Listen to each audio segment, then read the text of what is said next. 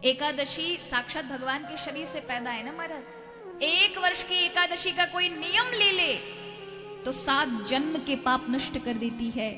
3 वर्ष का यदि कोई व्रत का नियम ले ले तो 100 जन्म के पाप नष्ट कर देती है। 11 वर्ष का एकादशी का नियम ले ले तो जन्म जन्मांतर के सारे पापों को नष्ट करके और भगवान के लोक तक पहुंचाने का कार्य करती है। एकादशी की बड़ी महिमा है। लोग उद्यापन के लिए डरते रहते, उद्यापन कैसे होगा कैसे होगा। अरे महाराज, उद्यापन करना ही क्यों है? उद्यापन उसे कहते हैं कि जब छोड़ना हो किसी चीज को तब उद्यापन करो।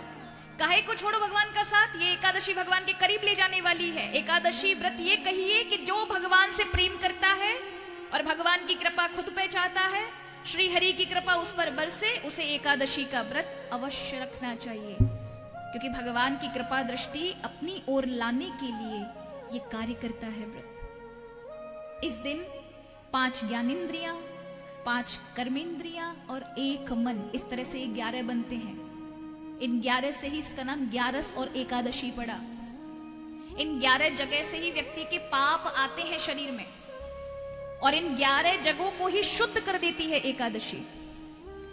इसलिए कहा कि 8 वर्ष के बच्चे से लेकर के नारद पुराण में कहा गया है 85 वर्ष की आयु की वृद्ध अवस्था तक व्रत करना चाहिए।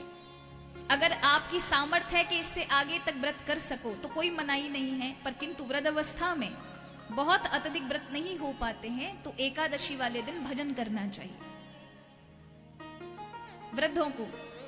और यदि फिर भी आपको लगता है कि आपकी अवस्था वैसी नहीं है तो उनके बदले उनके बच्चे करें तो भी पुण्य उनके माता पिता को प्राप्त होता है।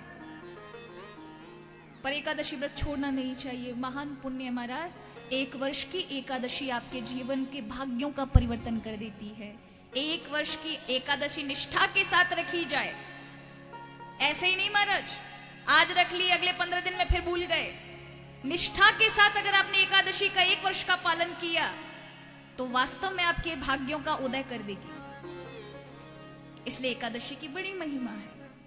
इस बार की एकादशी 21 मार्च को पड़ रही है। कब पड़ रही है? 21 मार्च को। और व्युंजली एकादशी है, द्वादशी से युक्त है। व्युंजली एकादशी में एकादशी बड़ी हो लेकिन दूसरे दिन की द्वादशी कुछ और अत्यधिक बड़ी हो, उसे व्युंजली योग कहते हैं। इस एकादशी में ये सामर्थ्य होती है। वैसे तो एकादशी अपने आप में महिमावान है, लेकिन कभी कभी ये 8 योग पड़ जाएं।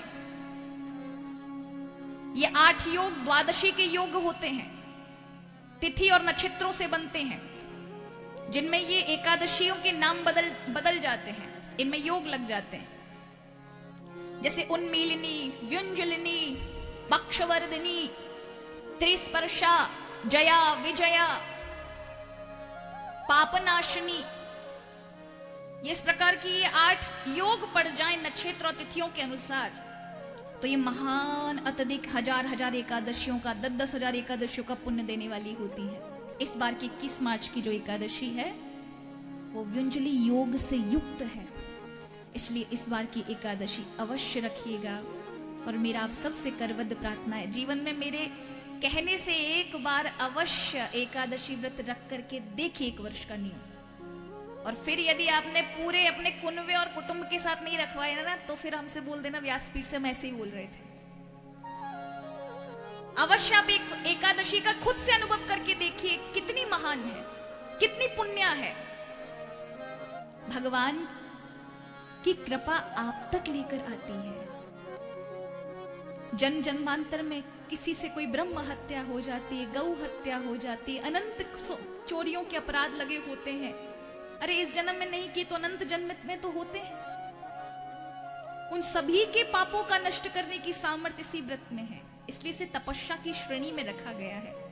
तो इस एकादशी व्रत में केवल व्रत नहीं करना अपितु मन से भी व्रत करना है। इस दिन भगवान का भजन होना चाहिए। भगवान की कथा सुनो, प्रभु का भजन करो, कोई भी कार्य करो तो प्रभु में चित्त होना चाहिए। तो ये समझिए आपने एकादशी व्रत की, और ये एकादशी परम कल्याणकारी है। तो आपके व्रत उपवास ये सब कार्य बनाते हैं